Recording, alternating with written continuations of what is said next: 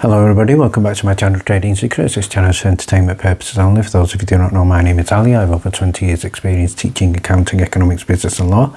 Through this channel I'll be providing some stock analysis and a quick update on the $1 Million Challenge. If anybody's not aware of this is a journey of an investment of $1,000 to a return of $1 million over a period of 3 years using a strategy called compound return investing. So the objective is try to get 201 trades, each with an average return of 3.5%. It's not 201 consecutive trades, we do take into account losses. So for further details about how to join us for less than $9 a month, information is available in the description below. In today's video I'm going to be sharing with you key aspects, new arguments and challenges against FINRA in the New York Supreme Court. We're also going to be looking at ticker symbol PRZO, which was also featured in yesterday's video, so stay tuned for that. Before we get started, let's have a look at what's happening in the market. So headline here from CNBC, the Dow Jones rises more than 200 points in a major turnaround as Wall Street shakes off the war worries.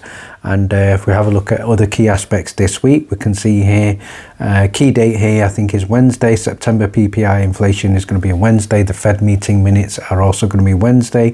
CPI inflation Thursday.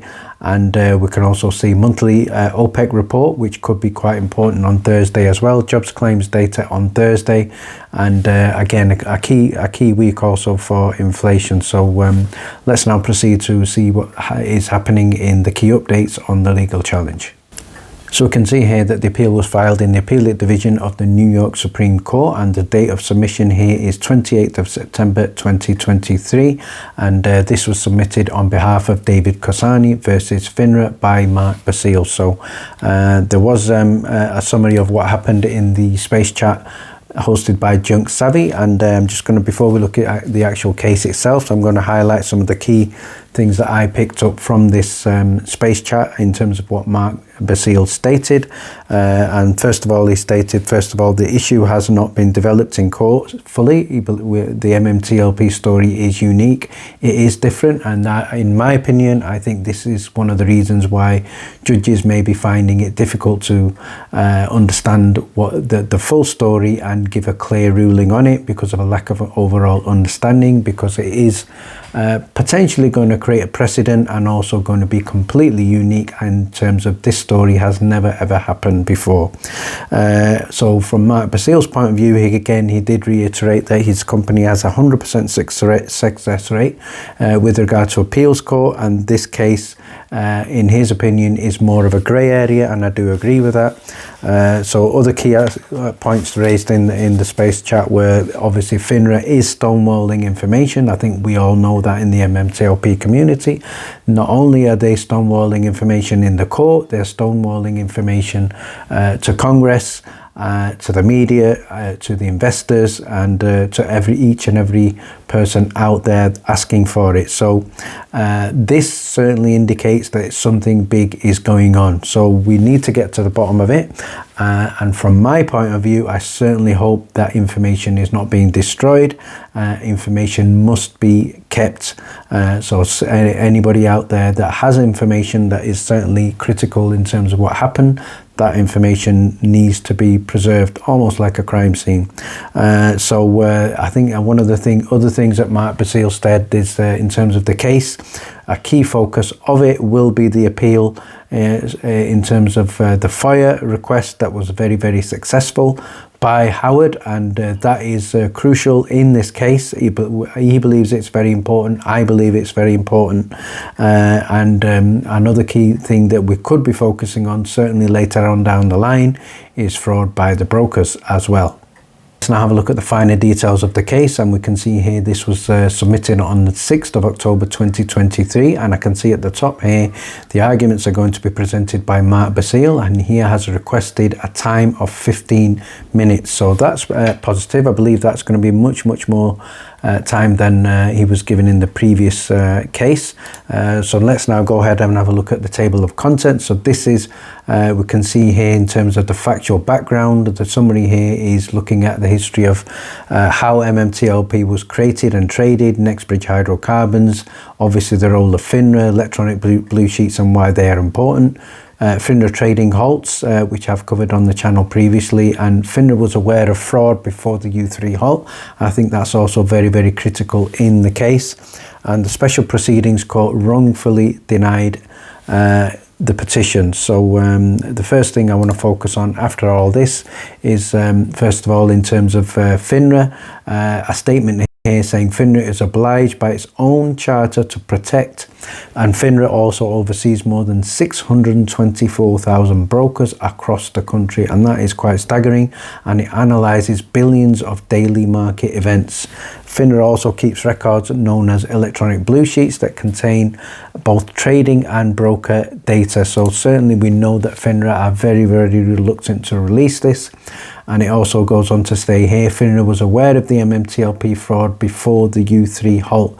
So the reason why this statement can be shared and can be given in court is because of the FOIA success from Howard. So Howard is instrumental in this, I believe. He's going to be instrumental in the success of the MMTLP fiasco once we get, and he will be, in my opinion, regarded as a hero. So let's move on here to see that on or about December the 16th, the FOIA request from Howard was submitted seeking information. I'm going to be sharing with you details of that FOIA later on in terms of the reason why the information was released. As far as the SEC is concerned, that from their point of view, they may see that as a mistake.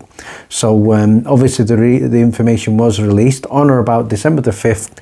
FINRA was made aware of the MMTLP fraud. So that's important because obviously we can see here in the FOIA request, FINRA blue sheeted the data from the brokers not only for MMTLP but also for MMAT. So that's also quite critical.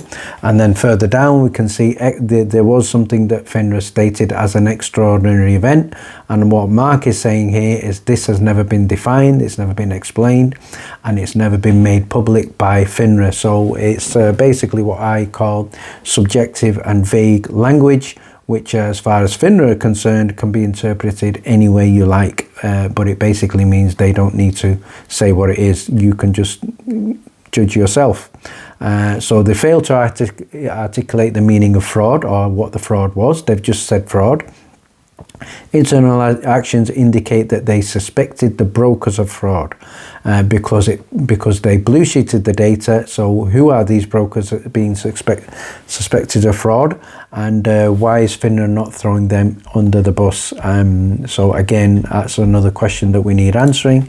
And further down, other highlights include FINRA itself describes the blue sheets as tools to investigate trading schemes and other fraudulent activities. So why do they not want us to have this so we can investigate fraud? Obviously fraud is not something that is not good, and that's one of the reasons why we need the blue sheet data. So the fraud desk expressly references the fraud being investigated is we are looking at the two issuers, MMAT and Torchlight, from a fraud manipulation angle, and I believe the key person here is Sam Draddy. So again, very, very important and strong arguments here.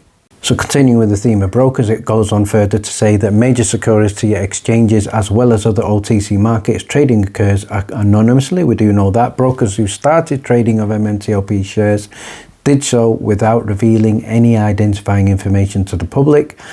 Blue sheet will contain this information. It will contain the trading information and will enable the petitioner to identify and isolate the unidentified defendants. So these people are being protected and these people are officially anonymous. I think everybody in the MMTLP community knows who these nefarious actors are, but we need the smoking gun because a judge needs a smoking gun. So it goes on further to say here, respondent has turned over more than merely the names of individuals in a special proceeding prior to the inception of this proceeding in Dyer versus FINRA. So I'm just going to remind you of the tweet I shared on the prior to the 9th of September, where I did talk about this Dyer case, and I talked about the similarities of this. In fact, the very, very strong similarities of this with obviously the MMTLP and FINRA case. So I believe that was a precedent, but remember, not a legal precedent, but it was a precedent.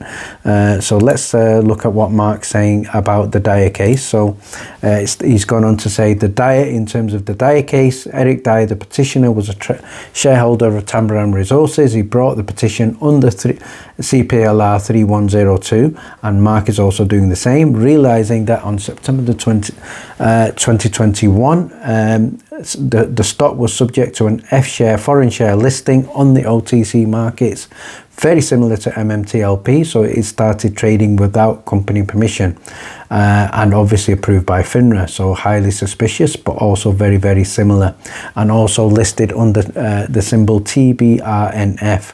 There was a substantial number of F shares that were also in fact ghost shares, or should we say fictitious shares.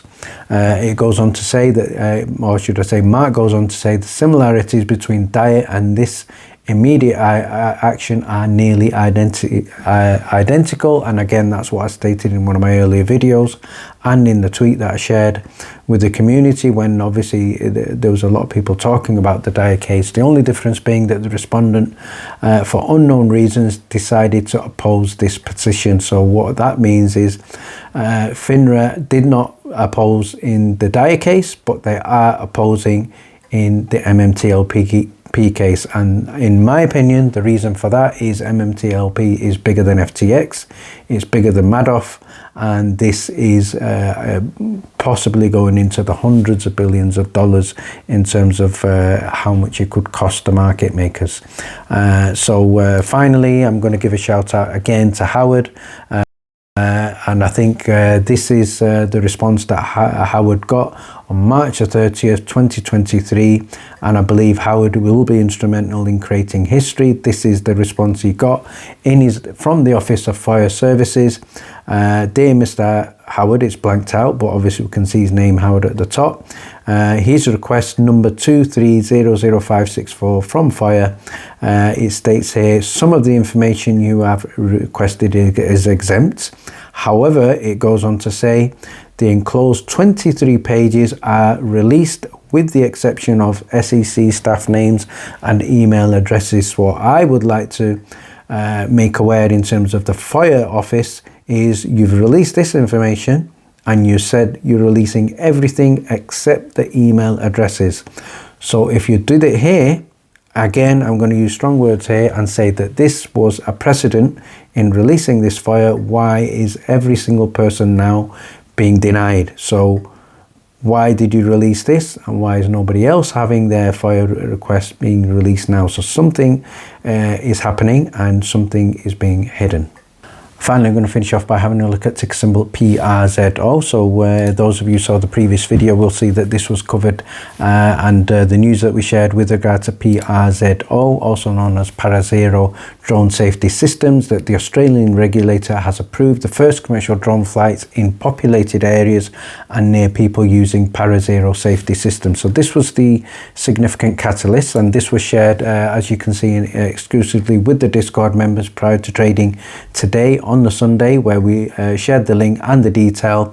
We also called out other stocks such as TTOO, and also called out PXD, IMVT, IMNM, amongst others as well. So let's now have a look at what happened today. So congratulations to everybody who got into PRZO, and you'll be able to see here from the chart today it was up in excess of 131%. So high risk, high reward stock. We always say protect your profits and trade with care, and we can also see in the after hours it is also up in the post market 2.57%. so again, we will continue to watch. So if you would like to get a copy of our daily stock alerts as well as the weekly watch list, details are in the description below. Thank you very much for watching. Please stay tuned.